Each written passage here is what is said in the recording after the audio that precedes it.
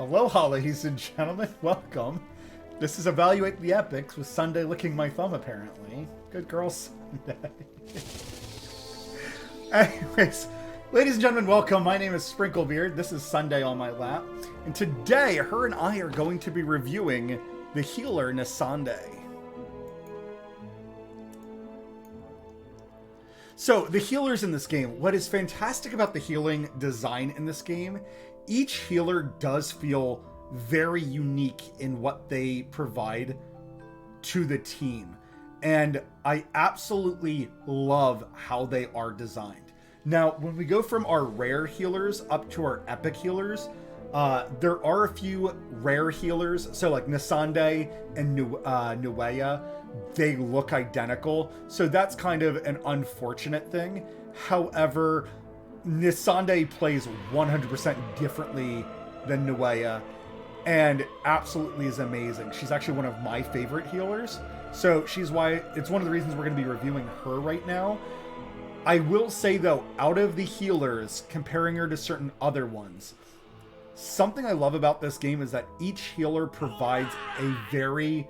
Thank you, XT. Each healer provides a very unique play style to healing, which makes them feel 10 times more amazing than just being a healer in the game. So without further delay, let's get into it. So Nissandei, she is a piercer healer, meaning she's part of the star piercers as a healer. So to go over her stats, she has a respectable attack of 4,400. For a lot of our epics, it's usually closer to around 3,500. However, the healers end up usually having some of the higher attack stats. So like if you look through the rares, Camille has the highest attack stat out of all the rares in the game, which is mind-boggling. So each healer has a different thing that they aim for, right? So she's got a decent attack stat for healing. And then her attack interval is 3 seconds, which is very typical for the healers. A lot of the healers are slower, so attack speed is going to be extremely valuable on them if we can get their main stat and healing effect alongside of it. So her skills. Grants attack-based healing to one ally in range. Now, I've talked about this in our Lightlock video, but without wanting to send you back to a different video every time, I do want to talk about how healing works in this game as I understand it, which is not well. But so for attack-based healing, we can just click on it, and it says, restores HP based upon the target's max HP and the caster's attack. It is then affected by the healing multiplier. So the healing multiplier will encourage the amount of healing that you're doing. However, understand for your best results to heal a target, if you feel like somebody on your team is not getting healed as much as you want them to, increase their max HP because that affects how the healer actually heals them. Then it's their main stat that also affects how they are healed. So if you feel like your healer is maybe not putting in the work you want them to, instead of having a bunch of rings, like all your accessories be healing effect, try reducing it down and having a primary stat that works along with them. So in this case, she's attack-based healing, so you'd want attack percentage, and then your substats would be things like that attack speed, healing effect, and then potentially longevity for themselves, HP percentage, defense percentage. Obviously, healers are kind of in this weird position where they'll benefit from a lot of stats. Even flat attack would encourage her healing more. Rage regen would let her get to her ultimate more frequently. And when we get to her ultimate, it is going to be very, very valuable. So next, let's talk about her passive, Mania. Mania inflicts an attack speed increase on all heroes within the attack range for 40 seconds. So again, whatever is in her attack range will get Mania, an attack speed boost. So what is her attack speed boost? It is plus 50. This is not enormous, but understand that as we have reviewed or evaluated other champions, that some champions, their A4 was a 25 attack speed increase. So her giving a 50 attack speed increase is pretty large, to be honest with you. It is a noticeable amount For some champions, it can take off about half a second of in between their attacks. So a champion that we just reviewed in the last video, Brienne, you could take her from like a 2-second attack down closer to like a 1.6. I don't want to say 1.5 because as you get higher and higher in attack speed, you do get a diminishing return, and Brienne having a base of 2, she'd probably get a 1.6, maybe 1.7 in the worst case. But she's still attacking much faster than 2 seconds. As we skill this up, the duration increases of Mania. This was something I didn't super value while I was like giving her skill dust to make her heals better. I just wanted to be able to survive certain things in Dragon, and admittedly, as the skill dust fell into Mania, this lasts for 8 seconds, then it would scale up to being 12 seconds. That 12 seconds became very noticeable. There was times where I was hitting much bigger damage on Dragon. Some of the times I was just purchasing a whole bunch of dust at that time. And I remember Nissandei healing a little bit of extra, which was very valuable. But all of a sudden my damage went way up from me positioning Nissandei in a position where she could heal everybody. But then also that meant she was giving everybody that attack speed steroid. Let's get on to her ultimate, because in terms of the healers, she has, in my opinion, the most unique one. Chain of Healing. When triggered, increases the hero's healing multiplier by 10% and immediately heals all allies in range 1 time. For 25 seconds after the heal, each basic attack turns into a healing ball that can bounce 3 times. I want to pay extra notice that there is not verbiage here saying this cannot bounce back to the same target. The way that the healing ball works is that just like her heal, it will target the champion that needs the heal the most. So usually that is a character with the least percentage of HP. If 2 champions are tied for least percentage of HP, it usually goes to the one with less maximum health first, and then heals them up, and then it would go to your, the next champion who has a higher HP pool by comparison. What this means is if you have, I'm going to use a tank such as Toreador, who I do not have, and then Wrath are on the front lines and they are fighting together, but they're taking a whole bunch of damage. When you throw out this healing ball, it will hit Wrath, if they were damaged the same amount, it will hit Wrath, healing him up, it will bounce to Toreador, healing up Toreador, and then it will bounce to a third target, whether that be Wrath again or some other champion that needs the heal. This means that with her extra attack speed, you getting out 1 heal can actually be healing up to 3 different people. And her ultimate just flat healing up everybody. There are times where, especially in Dragon, I'm going to be tooting her horn left, right, and all over the place. Her instant healing of everybody in her attack range, you can use to mitigate a lot of damage. Or you can let an attack hit you, or like the Dragon Roar go off, which does percentage HP damage to your entire party, and that will wipe your party down to 50%, and then you just use Nissandei's ult instantly afterwards, and it's like the dragon never ever roared. It feels absolutely brilliant. So in here, we have her healing multiplier is increased by 10% immediately. This will scale up to 20. And then the healing ball bounces can actually bounce an additional time here. So up to 4 targets if you get 2 skills into here. And then the initial rage that she starts out with of 500 can increase up to 700. And the skill cost can be reduced from 1300 to 1100. So all around, almost all of her things of when you give her skill dust feel absolutely amazing. This is one of the healers. I will add this caveat onto all of the healers. I don't think that the healers are worth the dust immediately. I would say that, like, if you're looking for a point, when should I be giving dust and awakening stones to my healers? I would say once you get closer to Nightmare Dragon, ideally, I would say try to hold off till Nightmare 2. With that being said, though, it does depend on your party, what they're doing, how much healing they need. right? You might get to a point where you're at the end of hard and you have a good party, but members keep dying. And giving dust to Nissandei, maybe you have tons of dust. Maybe you don't have a lot of epics. Maybe you just love Nissandei. All of these are very good reasons. Just give her the dust at that point. Give her dust and give her epic skill crystals. They won't hurt you. However, the reason I say to potentially wait on giving it to your healer is that to get through some of the early game stages, it is almost better to work on your damage output first, and that will let you get to certain gear raids or get you through certain areas in the campaign first. It is very rare that the extra 5% healing multiplier that you get from leveling this skill will be that massive difference maker for you in a campaign level, in a gear raid.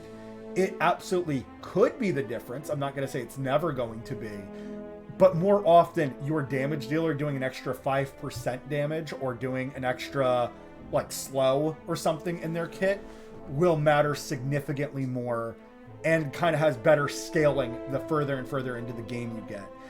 Healing does have decent scaling in this game, but understand that there is a whole bunch of factors that go into play. And a lot of the times we want our healers healing up our tanks.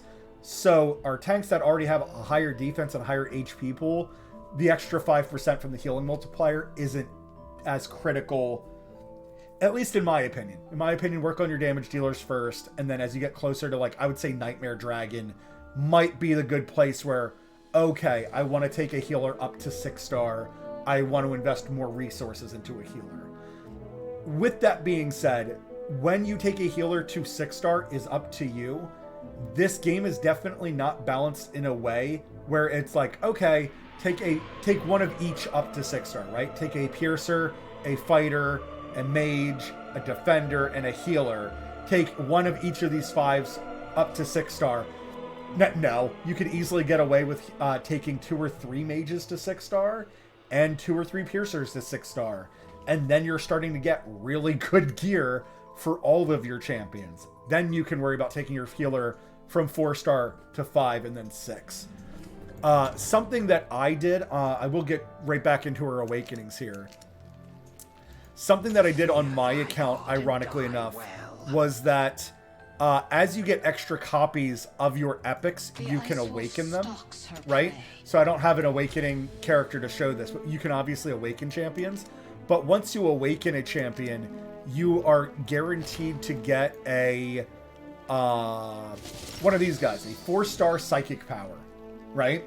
What I was doing, since I'm used to making food in these games, as I would get these 4-star psychic powers, I would save up 4 of them, and then that would be my cue of, cool, I can take in another champion from 4-star up to 5-star.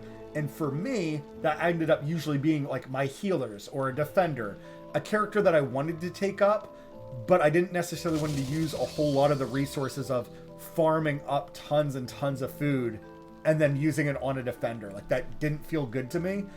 Ironically enough, I just finally 6-starred my first defender, and it still doesn't feel great. He's letting me push more content, so I'm happy, but it's not like the most amazing. Fear thy God and die. An end to Alright, so Nissandei's awakenings. Nissandei's awakening 1, her mania duration increases by 4 seconds. This is amazing because in her skills anyways, her skill set does increase by 4 seconds there. So that takes you up to 12 seconds. And then Mania increases it by another 4 seconds, taking you up to 16 seconds at 40-second intervals, right? So for after 40 seconds occurs, for the next 16 seconds, so basically every minute, you are going in and out of Mania for that duration. And it feels absolutely great. Awakening 2, she gets extra HP. This obviously helps her survive more things, and if she needs healing, that helps her be healed for more. This is what I'm looking most forward to. It's kind of one of the big reasons I love pulling shards, is looking for other copies of her. When on the field, increases the attack speed of all deployed heroes by 30.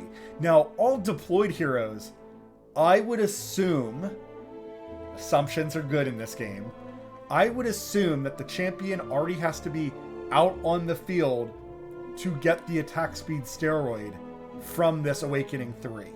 Meaning you have to summon her later rather than early. And there's a couple of levels, so like Artifact Raid, where that will be more difficult for you to do. However, it also could just be, as long as Nissandei is out, any champion summoned and is out on the field has their attack speed increased, which I know that's not the way that that reads. However, there's champions like Wrath. When we're using his Lord skill, you can summon out any of the nightmares in any order, and they will all start stacking attack speed, whether or not Wrath hits the field. It's just because he's a Lord in the party and he affects them that he gives them that benefit. The same actually goes for the Star Piercers, that I can summon out Nissandei and never summon out Aracha, and Nissandei will still get the range increase and the extra base stats. So there is a chance that this could just be, you know, whoever you brought with you is going to have their speed bumped up by 30. And again, I want to stress, there's a lot of champions in this game. Their Awakening is an attack speed of 25. So for her to be giving 30 to everybody that's either already deployed or that may get deployed, I think is absolutely massive. It is a very noticeable amount. I think just Awakening her here will potentially push my dragons closer to, like, right now I'm hitting Nightmare 3 and I'm hitting it for about like 7,000. I could see that bumping me up to like 8,000 or 9,000 very easily. Awakening 4, she gets extra attack. This means that her healing will be better. It's ironic because a lot of champions, they have this much lower down, but they focused on her survivability first. So I understand this as that healing is going to be awesome when I get there. And then finally her Awakening 5, and I think this is absolutely brilliant, triggers a Mania when casting the ultimate skill, Chain of Healing. So for those of you who don't remember, Mania is her passive that increases attack speed. So while you're throwing around this healing ball, your champions would be forced into Mania as well, increasing their attack speed. This would feel absolutely amazing, because then if you're paying attention to your Mania times, and you will notice a little golden sword appears above everybody's head, you will notice it tremendously being able to activate it a second time. Or for me right now, I have her ulting about 3 times in Dragon consistently. With that being said, that could potentially give me up to 6 times. I would say it's actually probably too lenient. Probably closer to 4 times, maybe 5 times I could get this attack speed steroid off. It feels amazing though. Nissandei is an absolute amazing healer for things like Dragon or anywhere where you need a bouncing heal. So for me in the arena, I end up using her a lot because her increasing the attack speed of everybody, and then the bouncing heal, there's some shenanigans where if one of your champions is taking a crap ton of damage, again, that heal can bounce back and forth between your front line, healing them back up, and it feels amazing. It feels so good when you use her properly. Let's move on to where Nissandei would be best used at. Everywhere. Absolutely anywhere. So anywhere that you need a healer. We did this for our other healer Lightlock. Nissandei is going to be in that same boat. So in the campaign, you will often need a healer. If you pull a Nissandei early, she will serve you very well through the campaign. She will serve you amazing through the Void Rift. There's a lot of times where if she cannot reach a target, when you use her ultimate, your heal can still bounce to a target that needs healing that is not in her effective range. And again, the way that the healing bounces, if you have her skill dusted up so that it bounces 4 times, you can hit your Toreador, then hit your Wrath that is out of your healing radius. It'll bounce back to Toreador, and then bounce back to Wrath to heal him back up to full. It is absolutely amazing. In the arena, again, anywhere where you want to have a healer or want that extra attack speed bonus, I don't think that you use her specifically for the attack speed bonus. She's not like a Dolores where you notice the buff and it's absolutely massive. We will be reviewing Dolores probably in the next couple of days. But Nissandei, her extra attack speed will give you a small advantage over your opponent. When it comes to raids, again, we're gonna not beat the horse into the ground that anywhere you need a healer, she is going to be good in. So any of the promotion raids where you feel like you need a healer, she will serve you very well. In the artifact material raid, I love her there because she increases the attack speed of everybody that she's, anybody in her healing range. So for me, all the fighters that are surrounding Salazar, they are all getting an attack speed steroid, therefore killing the boss faster while healing them up. Guild boss, she's absolutely amazing. Although she is a single target healer and there's times that the dragon is just hitting everybody for too much damage, if you time out your heals properly, she can end up healing up the whole party. So as you get to Nightmare specifically, the dragon goes from just using roars and dragon's breath to pepper your party. He goes from dragon roars, which is a % damage dealing, to dropping comets on your head, which is big damage followed by dot effects of burning. Here, if you wait for the meteors to either hit your party or just wait for like right before them to hit your party, you can throw out Nissandei's heal and she'll heal everybody up. The meteors will then hit them, and then as everybody's burning, for 25 seconds, she's throwing out heal balls to everybody, bouncing heals all over the place, and she'll just heal everybody right back up. Even if the dragon ends up going through a second dragon roar, which is very common, like he'll roar, meteor. 25 seconds is a very, very long time.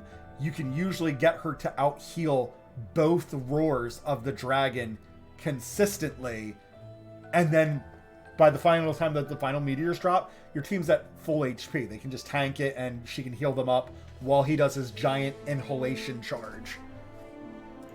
Tide, she's obviously very good at. Again, same reason, just healing up multiple units. So any of your ground units can have that healing ball bouncing off of them. Resource raid, you typically don't need a healer in this location, so I wouldn't really worry about it. You can bring her to experience raids or gold raids just to get extra experience on her. It's not very necessary. When it comes to the gear raids, this just depends on which healers you have, why you're using them, and what you need to be healed. In Gear Raid 1, I find her absolutely broken powerful. We have a lot of these bugs exploding for damage, and then eventually they explode for poison damage. So Nissandei's ability to heal and to throw out that healing ball that bounces from target to target can contradict poison and burning effects very, very easily. In Gear Raid 1, I would say she's a little less noticeable here. However, it is still the same concept of she's buffing attack speed, and as she's spot healing the targets that need the healing, she's going to do just fine. Just like a light lock, she'll heal up the single target and bounce back and forth between targets just fine. And then Gear Raid 3, it's not for a while that you take damage, but you will be taking damage. And Nissandei's range definitely is very advantageous for her. Now, I have a Racha on my account, which admittedly, ever since I got a Racha, who is the Lord of the Star Piercers, she has made my Nissandei not just 15% better, like 50% better, because it increased Nissandei's range that she could heal in, and then increased Nissandei's base stats. So my Nissandei will, live longer, heal more, blah, blah, blah, blah, blah. So I will say I am certainly biased to Nissandei's healing prowess. However, she has served me super well on this account. And she was doing well for me on this account even before I had a Racha. A Racha was just that icing on the cake of taking a great champion and making it even better.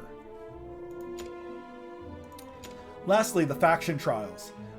In the faction trials, in the basic one, we can have access to all of our champions. She's terrific here. You can heal up everybody, and depending on where you have your champions positioned, again, that heal ball being able to bounce from target to target, you can sometimes reach people outside of your effective range. Not guaranteed, but sometimes you can. There's times where you'll get to a point where you're like, oh, if I just need to reposition somebody, oh wait, I could use Nissandei's ultimate during that. And if the ball bounces that way, at first I thought it was luck based, but no, the ball absolutely follows the healing priority targets and will heal accordingly. It feels great. When it comes to the Star Piercers, I haven't really needed her for the Star Piercers exactly. However, I did get to the end of the Star Piercers. I thought I was at the end of the Star Piercers. I got to like level like 9 of Star Piercers. So I'm getting the purple emblems from it. Specifically, I'm running into bugs that can poison. And although the bugs shouldn't be reaching me, some of my Star Piercers, their gear has gotten promoted to Legendary Champions. So now my Star Piercers aren't hitting the way that they used to. With that being said, she contradicts that poison very well. She absolutely out-heals all the poison. I've not had to worry about poison ever since. Nissandei is perfectly good in that category. Yeah, she'll do you great. Let's do a little showcase of her real quick, because I just realized that we have not. So let's go into Gear Raid 1 here. Now, this Gear Raid 1 is going to be a little chaotic in terms of what we get to see. Vortex, I don't need you. At your command. We'll bring Olaf. Olaf actually might have been a better name for him. You shall all vanish. So this is a little brazen of me. However, this is Gear Raid 18, which is not a slouching. It is not low damage, I guess is what I'm trying to say. And I want to point out that I can put out my nightmares out on the front line, and they will do just fine.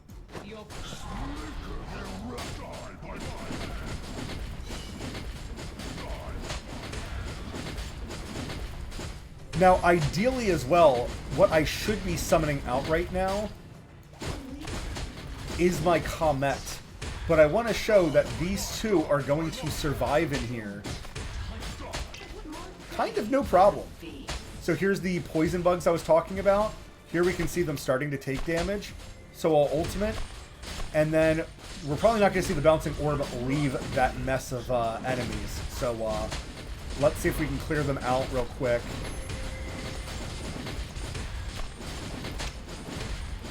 I feel like I'm struggling with the animations on this fight.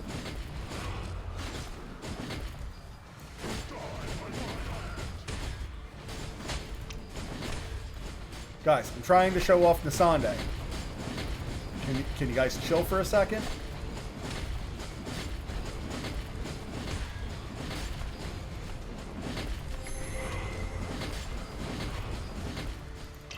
Alright, here we go. So there's our instant heal, and now you'll see her ball bouncing around this front line here. And it sits there topping everybody off as everybody's taking poison damage.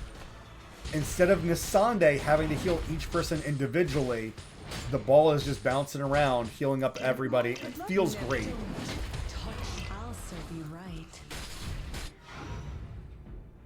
But yeah, that is Nissandei. I absolutely adore her. I cannot talk about her more heavily. I would say that, like, in terms of weaknesses, what weaknesses does she have compared to certain other healers? I would say that because she is technically single target healer, that when it comes to AoE healing, you are very dependent on her ultimate being available for her to heal things up. So it's not like she's going to be this all-purpose healer good in every single situation. She absolutely does require her ultimate to be part of to be a good AoE healer compared to some of the other healers that we'll go over here in the future. Her attack speed steroid, although it is nice, I wouldn't say I might want to say it's going to feel like one of the weaker skills out of the other healers. Some of the other healers encourage defense, and if you think about, hey, when I heal something, I don't want them dying, for you to heal something and then to encourage its defense to be higher, that is kind of, to me, like a perfect combo of stats. Obviously, if you get your Nissandei to the point where she's super healing up everybody up to full, then yes, by all means, the attack speed steroid will feel more advantageous than a defense buff. But if your party is actively dying, some of the defense buffs can be better. There's other healers that work with rage regen, and depending on your party, that might feel better for you. That, cool, all my party gets to their ultimates faster, which means I can burst down the boss faster, or I can heal up more things more quickly. It just depends on what healer you have and what your goal is. If you are looking for, more damage and more attack, output, Lightlock and Nissandei, I would say, are two of your more aggressive healers in that regard. Ladies and gentlemen, thank you very much for watching. If you enjoyed this video, make sure to hit the like and subscribe button down below. If you want to join us over on twitch.tv/Sprinklebeard, I try to stream every day between Sunday and Wednesday, because those are days I typically don't work unless there's overtime, and if I haven't overslept. With that being said, thank you very much for watching, and of course, until that next time, ta-ta.